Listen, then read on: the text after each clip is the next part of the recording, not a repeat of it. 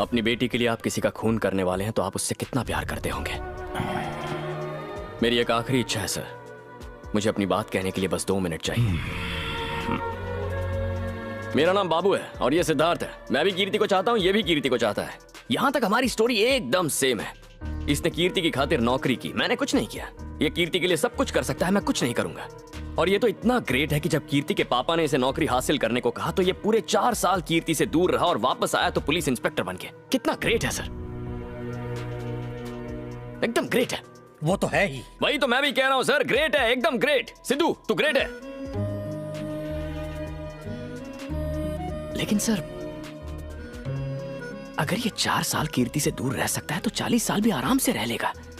मैं तो उससे एक दिन भी दूर नहीं रह पाया, अगले ही दिन जाके कॉलेज ज्वाइन कर लिया। मैं पागल हूँ क्या? नवीन बाबू घंटा या नानी तेलुगु सिनेमा या टॉलीवुड का एक ऐसा एक्टर जो अपनी कॉलेज लाइफ में पढ़ाई करने से ज़्यादा छिचोरापंती करता था और इसी छिचोरापंती के कारण उन्हें एक बार जेल भी जाना पड़ा था। एक ऐसा एक्टर जिसे शुरू से ही लगता था कि उसके लुक्स, बॉडी और खास करके थोपड़ा हीरो जैसा है ही नहीं तो कौन ही उसे अपनी फिल्म में लेगा। एक ऐसा एक्टर जिसके शायद ही एक्टर होंगे या कोई कंट्रोवर्सी होगी। आई प्रॉमिस यू कि नानी के ऊपर ऐसी फुल डिटेल्ड वीडियो शायद ही आपने कहीं और देखी होगी। Let's get a deep dive into nannies life.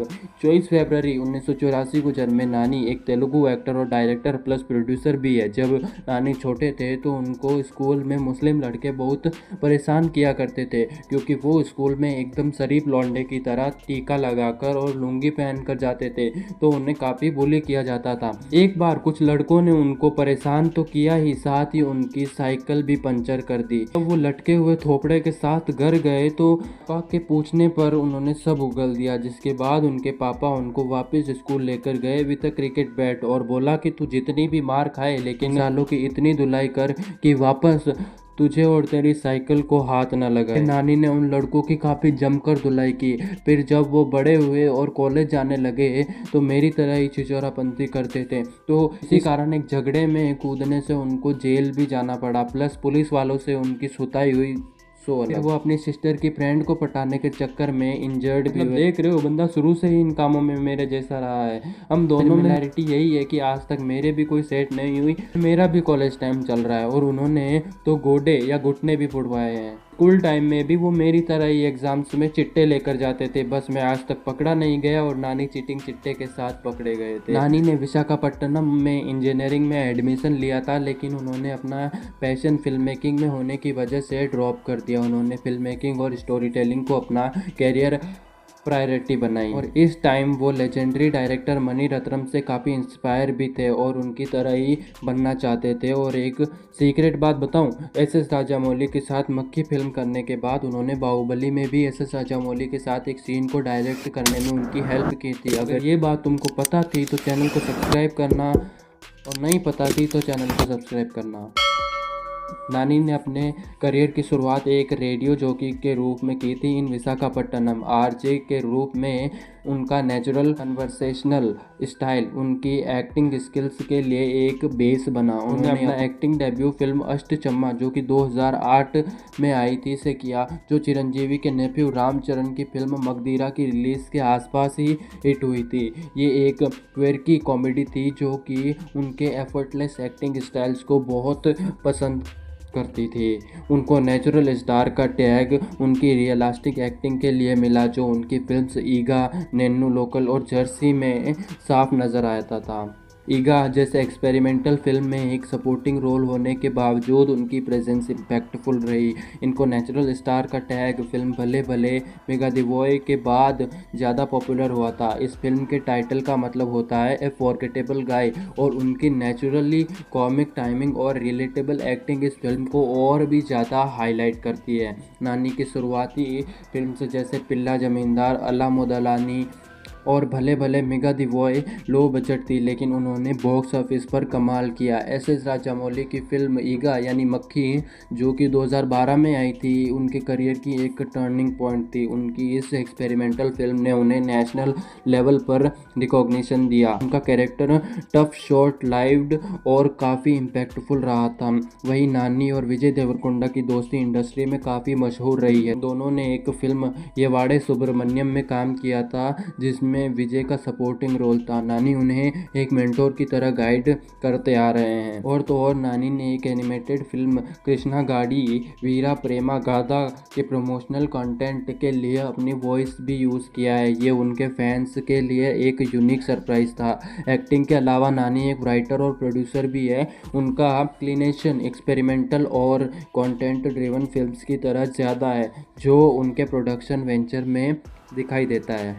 नानी ने बापू की फिल्म राधा गोपालम में एज एन असिस्टेंट डायरेक्टर काम किया था। यहाँ उन्होंने फिल्म सेट्स के बेसिक्स और टेक्निकलिटीज़ को डीपली समझा। उनकी एक खास बात यह है कि उनकी परफॉर्मेंस हमेशा रिलेटेबल और एफर्टलेस होती है। इससे उनसे ऑडियंस काफ़ी रिलेट कर पाती है और ऐसा लगता ही नहीं कि कोई बड़ा एक्टर सामने एक्टिंग कर रहा है। शुरू में जब उनके पास काम नहीं था तब नानी ने एज ए रेडियो जॉकी काम किया था for world speed satellite radio on a popular show जिसका नाम नॉन स्टॉप नानी था और इससे उन्होंने आरजे ऑफ द ईयर का अवार्ड भी जीता। एक्टिंग में आने से पहले नानी ने एक स्क्रिप्ट लिखी थी ड्यूरिंग अ करियर ब्रेक। ये स्क्रिप्ट उन्होंने अल्लू अर्जुन को मिलने के बाद उन्हें भी सुनाई थी और अल्लू अर्जुन ने उन्हें कहा कि थोड़ा और इस पर मेहनत करो। उनकी फिल्म जर्सी को not only audience but also critics ने भी हाईली अप्रिशिएट किया। फिल्म ने एक स्ट्रगलिंग फादर प्लस क्रिकेटर का सफ़र दिखाया है और ये नानी के करियर की मोस्ट क्रिटिकली अक्लेम्ड रोल्स में से एक बन गया और ये फिल्म एक माइलस्टोन फिल्म रही और इस फिल्म को हिंदी में भी छापा गया सेम नाम से जिसमें शाहिद कपूर नजर आए थे। नानी ने डिजिटल स्पेस में भी कदम रखा with hosting big boss Telugu season 2 जो काफ़ी पॉपुलर रहा था। नानी ने अपने production house wall poster cinema के थ्रू एक्सपेरिमेंटल कंटेंट को सपोर्ट किया। उन्होंने फिल्म्स अवे जो कि 2018 में आई थी को प्रोड्यूस किया जो ऑडियंस और क्रिटिक्स के बीच हिट रही थी। इस प्रोडक्शन हाउस से नानी सिर्फ न्यू एक्टर्स और ग्रोइंग टैलेंट को ही सपोर्ट करते हैं। जैसे कि हिट द फर्स्ट केस के बाद उनके पास हिट द सेकंड केस आने पर उन्होंने उस फिल्म को प्रोड्यूस नहीं किया और अपने हाथ पीछे खींच लिए। और अब चलो उनके फिल्मी करियर के बारे में डिटेल से बात करते हैं। जैसा कि मैंने तुमको पहले भी बताया कि कॉलेज लाइफ में नानी को फिल्मों की लत लग गई थी जहाँ वो डायरेक्टर मणिरत्नम से काफ़ी इंस्पायर थे। वो एक डायरेक्टर बनना चाहते थे जिसके बाद उन्हें बापू के साथ एज ए क्लैप डायरेक्टर के रूप में काम करना पड़ा था। इसके बाद उन्होंने अल्लारी बोलोडू अस्त्रम और धी जैसी फिल्मों के लिए काम किया था। फिर मोहन कृष्णा इंद्रगति ने नानी को एक एडवर्टाइजमेंट में देखा और उन्हें अष्टचम्मा में एक रोल करने के लिए तो हाँ कहा जा सकता है कि ये उनकी लाइफ की पहली फिल्म थी एज एन एक्टर। इस फिल्म से नानी के रोल को काफ़ी पॉपुलैरिटी मिली जिसके बाद उन्होंने ठान लिया कि साला अभी कुछ भी हो जाए अपन एक्टर ही बनेगा। उसके बाद उनकी फिल्म आई राइड जो कि बॉक्स ऑफिस पर हिट रही। 2010 में उन्होंने फिल्म भीमिली कबड्डी जट्टू में लीड रोल प्ले किया जो वेनिला कबड्डी जू की रीमेक थी। 2011 में उन्होंने अला मोडालेंडी में काम किया जो कि बॉक्स ऑफिस पर ब्लॉकबस्टर रही थी। इसी के साथ ही उन्होंने एक तमिल फिल्म वेप्पम में भी काम किया जो कि तमिल सिनेमा में उनकी डेब्यू फिल्म थी। इस फिल्म को मिक्स्ड रिस्पॉन्स मिला लेकिन नानी की एक्टिंग की हमेशा से ही तारीफ हुई थी। उनकी नेक्स्ट फिल्म थी पिल्ला जमींदार जिसे काफ़ी अच्छा रिस्पॉन्स मिला था। नानी की 2012 की फर्स्ट फिल्म SS राजामौली के साथ थी ईगा नाम से या हिंदी में कहे तो मक्खी। इस फिल्म में उनके साथ पहली बार समांथा रुथ प्रभु नजर आई थी। इस फिल्म में उनका रोल छोटा तो था ही प्लस एक लवर बॉय का था। इस फिल्म के साथ ही उनके एक्टिंग करियर को काफ़ी बूस्ट मिला। ये फिल्म बॉक्स ऑफिस पर ब्लॉकबस्टर थी और इससे हिंदी में मक्खी और मलयालम में इच्छा नाम से भी छापा गया। उसी साल उनकी फिल्म ये तो वेल्लीपोलायंथी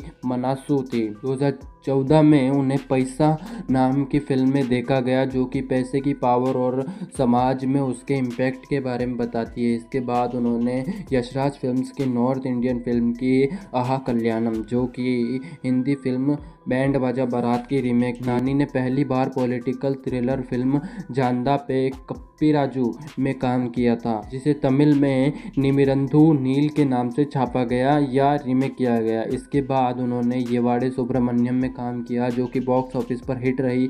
उसी साल उनकी फिल्म आई भले भले मगा दिवोए। जैसा कि मैंने पहले भी बताया कि उनको नेचुरल स्टार का टैग पहले ही मिल चुका था, लेकिन इस फिल्म के बाद उनका नाम नेचुरल स्टार नानी काफ़ी पॉपुलर हुआ। इस फिल्म के बाद 2016 में उनकी फिल्म आई कृष्णा गाड़ी वीरा प्रेमा गाथा। ये फिल्म भी बॉक्स ऑफिस पर हिट रही थी। उसी साल उन्होंने मजनू नाम की फिल्म में असिस्टेंट डायरेक्टर के रूप में काम किया। इसके बाद उनकी कीर्ति सुरेश के साथ फिल्म आई नेन्नू लोकल। ये film one of my favourite film है जिसे मैंने टीवी पर 20+ टाइम देखा है और आज भी अगर ये फिल्म टीवी पर आती है तो मैं उसे ज़रूर वॉच करता हूँ। ये फिल्म नानी की अब तक की सबसे ज़्यादा कमाई करने वाली फिल्म बनी, जिसे हिंदी में छापा गया एज डेंजरस खिलाड़ी 4। देन नानी ने निन्नू कोरी में एक डॉक्टर का रोल प्ले किया। उसके बाद उन्होंने साई पल्लवी के साथ फिल्म की मिडिल क्लास अब आई, जिसे हिंदी में छापा गया एज मिडिल क्लास अब है।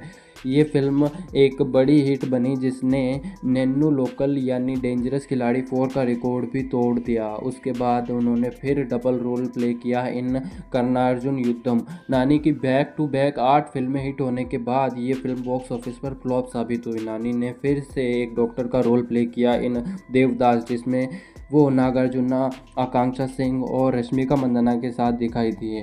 साल 2019 की उनकी पहली रिलीज जर्सी, जहां उन्होंने एक एक्स क्रिकेटर का रोल प्ले किया था जो अपने बेटे के लिए क्रिकेट को फिर से शुरू करता है और इस फिल्म को उनके करियर की सबसे इम्पोर्टेंट फिल्म माना जाता है और ये फिल्म 2019 की बेस्ट तेलुगु फिल्मों में शामिल हुई और इस फिल्म के लिए उन्हें बेस्ट एक्टर तेलुगु के लिए साइमा अवार्ड से भी नवाजा गया। 2020 में नानी की सिर्फ एक ही फिल्म आई वी, जो कि उनके करियर की 25th फिल्म थी, जिसमें उन्होंने अदिति राव हैदरी के साथ एक सीरियल किलर की भूमिका निभाई और ये फिल्म उनके करियर की पहली OTT रिलीज थी जिसे अमेज़ॉन प्राइम वीडियो पर रिलीज़ किया गया। और उसके बाद उन्होंने टक जगदीश में काम किया जो उनकी सेकंड OTT रिलीज थी जिसे नेगेटिव रिव्यूज़ मिले। इसी के बाद उन्होंने श्याम सिंघा रॉय में एक बंगाली लेखक का रोल प्ले किया जिसमें उनका श्याम सिंघा रॉय के पुनर्जन्म का रोल था, जिसमें वो दो हीरोइन साई पल्लवी और कृति शेट्टी के साथ दिखाई देते हैं और इस फिल्म के लिए उन्हें बेस्ट एक्टर तेलुगु सिनेमा का क्रिटिक्स अवार्ड भी दिया गया। अगर तुमने ये फिल्म नहीं देखी है तो इट्स ए स्ट्रॉन्ग रिकमेंडेशन, जाकर अभी देखो, नेटफ्लिक्स पर अवेलेबल है। इस फिल्म को देखकर तुम भी नानी के फैन ना हुए तो बताना। इसके बाद उन्होंने 2022 की अपनी पहली रिलीज अंते सुंदरानिकी में एक ईसाई लड़की से प्यार करने वाले ब्राह्मण लड़के का रोल प्ले किया। ये फिल्म लोकल बॉक्स ऑफिस पर ठीक ठाक नॉर्मल थी लेकिन वर्ल्ड वाइड साल की सबसे ज़्यादा कमाई करने वाली फिल्म बनी। जैसा कि पहले मैंने बताया था कि हिट द फर्स्ट केस को उन्होंने प्रोड्यूस किया था, लेकिन हिट द सेकंड केस में उन्होंने खुद एक्टिंग की लेकिन प्रोड्यूस नहीं किया। रीज़न पहले भी बता दिया। इस फिल्म में उन्होंने हिट द थर्ड केस के लिए खुद को इंट्रोड्यूस भी करवाया। 2023 की अपनी पहली रिलीज दसरा में कोयला चुराने वाले लड़के का रोल प्ले किया जिसमें उन्होंने कीर्ति सुरेश के साथ फिर काम किया। ये फिल्म नानी के करियर की सबसे ज़्यादा कमाई करने वाली फिल्म बनी जिसने उनकी पिछली सारी फिल्मों को पीछे छोड़ दिया। अपनी अगली फिल्म हाय नन्ना में उन्होंने मृणाल ठाकुर के साथ काम किया, एक फैशन फोटोग्राफर और एक सिंगल पापा के रोल में। ये फिल्म भी हिट साबित हुई। 2024 में नानी सिर्फ एक ही फिल्म में नजर आए थे, श्रीपोद्दा शनिवारम में, और ये फिल्म भी हिट साबित हुई थी। नानी ने 2013 में डी फॉर डॉपिड नाम की फिल्म को प्रोड्यूस किया था। नानी ने इस फिल्म में अपनी आवाज़ भी दी है। ये फिल्म बॉक्स ऑफिस पर मीडियम रही। 2020 में उन्होंने अपने प्रोडक्शन हाउस की film hit the first case को प्रोड्यूस किया। ये मार्च 2020 में कोविड-19 के आसपास और स्लीपर हिट रही। उन्होंने एक वेब सीरीज़ भी बनाई, मिट क्यूट। नानी ने 2017 में हैदराबाद में हुए आईफा अवार्ड्स को भी होस्ट किया है राणा दग्गुबती के साथ। 2018 में नानी ने तेलुगु वाले बिग बॉस सीजन 2 को भी होस्ट किया। उन्होंने एक वॉइस आर्टिस्ट भी है, जहां उन्होंने 2015 में ओ कदल कनमनी के तेलुगु वर्जन में दुलकर सलमान को वॉइस दी थी जिसका टाइटल ओके बंगाराम था। उन्होंने एक मछली के लिए भी आवाज़ दी है इन अ फिल्म अवे। यही नहीं, अभी और सुनिए, उन्होंने द लायन किंग के तेलुगु वर्जन के लिए भी अपनी वॉइस दी है सिम्बा के लिए। जब 2015 में बाढ़ आई थी तो उन्होंने कुछ लोगों को बड़ा अमाउंट ऑफ मनी भी डोनेट किया। वही 2020 में कोविड-19 के दौरान उन्होंने कोरोना वायरस चैरिटी फंड के लिए भी 30 लाख का अमाउंट ऑफ मनी डोनेट किया था। चलो अब नानी की कुछ अपकमिंग फिल्मों के बारे में बात करते हैं। हिट द थर्ड केस, ये intense thriller popular hit franchise की थर्ड फिल्म होने वाली है। फिल्म में नानी ने अर्जुन सरकार नाम के एक रूथलेस पुलिस ऑफिसर की भूमिका निभाई है, जिसका डायरेक्शन शैलेश कोलानू ने किया है। ये 1 मई 2025 को रिलीज होने वाली है। द पैराडाइज, ये हाईली एंटिसिपेटेड फिल्म नानी और डायरेक्टर श्रीकांत ओडेला के बीच का एक कोलैबोरेशन होने वाली है। फिल्म का पोस्टर वॉयलेंस और पॉलिटिकल पावर के खेल के साथ एक कहानी का सुझाव देता है। नानी 32, this is an untitled project for नानी। तो ये थी एक full and detail video on नानी एंड हिज करियर। वीडियो कैसी लगी कमेंट में बताना, और कुछ छूट गया है हमसे तो वो भी बता देना। वीडियो पसंद आए तो लाइक करना, और अगर नानी के फ़ैन हो तो चैनल को सब्सक्राइब जरूर करना। प्लस किस स्टार के ऊपर वीडियो चाहते हो ये भी बता सकते हो। जय श्री राम।